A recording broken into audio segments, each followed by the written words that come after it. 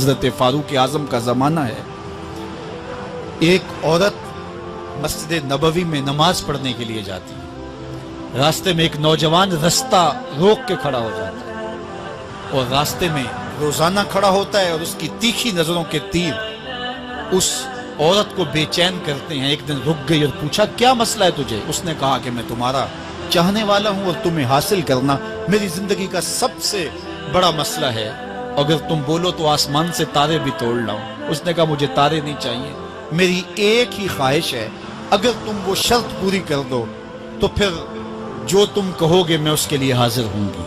اس نے کہا جلدی بولیے، میں ہر آرزو پوری کرنے کے لیے فرہاد بن جاؤں گا، مجنوں بن جاؤں گا۔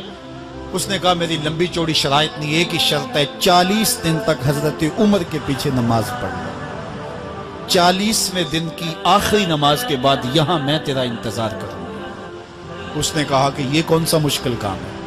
40 دن تک حضرت عمر کے پیچھے نمازیں چلتی رہی، عمر کی قرات کا سوز دل بدلتا رہا۔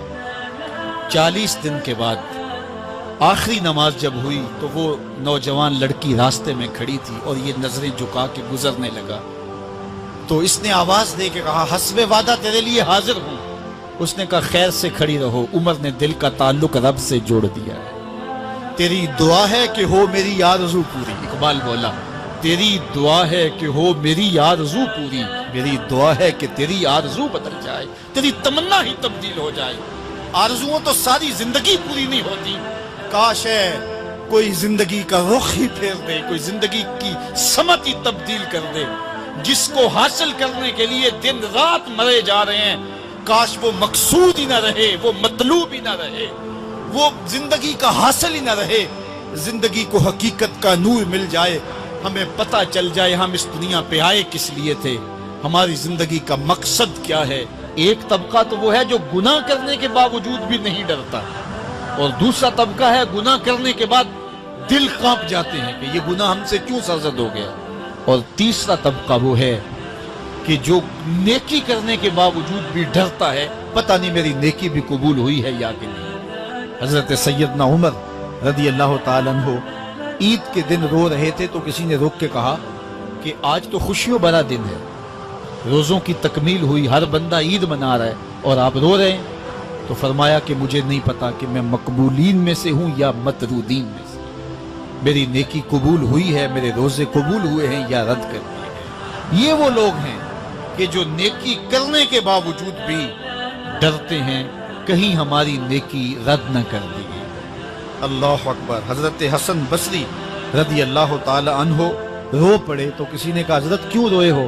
کہا اللہ کی بے نیازی سے ڈر لگتا ہے، کہیں ایسا نہ ہو کہ وہ میرے عمل قبول ہی نہ کرے اور مجھے جہنم میں ڈال دے۔ محض اس کی بے نیازی سے ڈرتے ہوئے حضرت حسن بصری رو پڑے کہ اللہ تعالیٰ جل شانہ بے نیاز ہے، اس کو کوئی پرواہ نہیں ہے، تو کہیں ایسا نہ ہو کہ میرا سب کچھ جو ہے وہ رد کر دیا جائے۔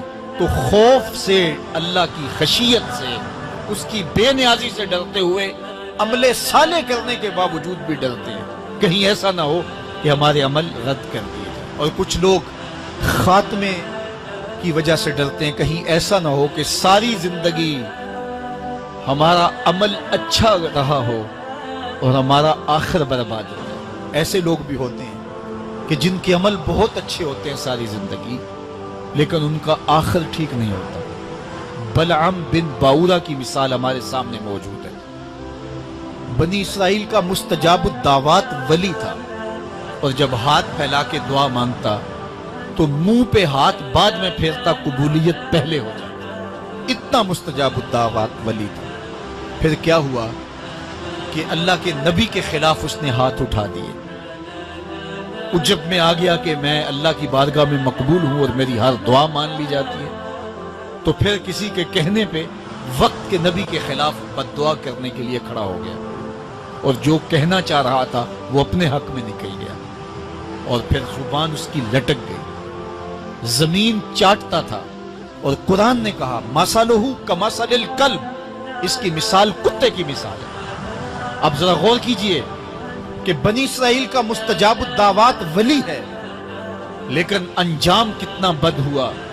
مثلہ کمثل الکلب، اس کی مثال کتے کی مثال۔ اسی لیے میاں صاحب بولے پڑھنے اتے مان کرینا تے نہ آکھی میں پڑھیا، او جبار کہار صداوے متا روڑ دے وے دودھ کڑیا۔ کتنے لوگ کس کمال پہ پہنچے ہوتے ہیں لیکن انجام ٹھیک۔ کمال اس کا ہے جس کا انجام ٹھیک ہو گیا۔ رنگا رنگ سہیلیاں پرن کڑے، پر بریا استا جانیے جس تا توڑ چڑھے۔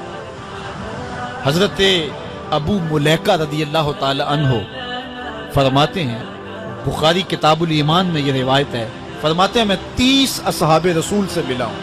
حضرت ابو ملیکہ تابعی ہیں، 30 اصحاب رسول سے ملا ہوں، اور میں نے سب کو دیکھا ہے وہ اس بات سے ڈرتے تھے کہ ہمارا کہیں خاتمہ خراب نہ ہو جائے، ہمارا آخر کہیں برباد نہ ہو جائے۔ خاتمہ بالخیر کا انہیں بہت زیادہ مسئلہ تھا۔ میں اور آپ تھوڑا سا عمل کر لیں تو ہم بھول جاتے ہیں کہ نہ جانے ہمارے جیسا زمانے میں کوئی ہے ہی نہیں۔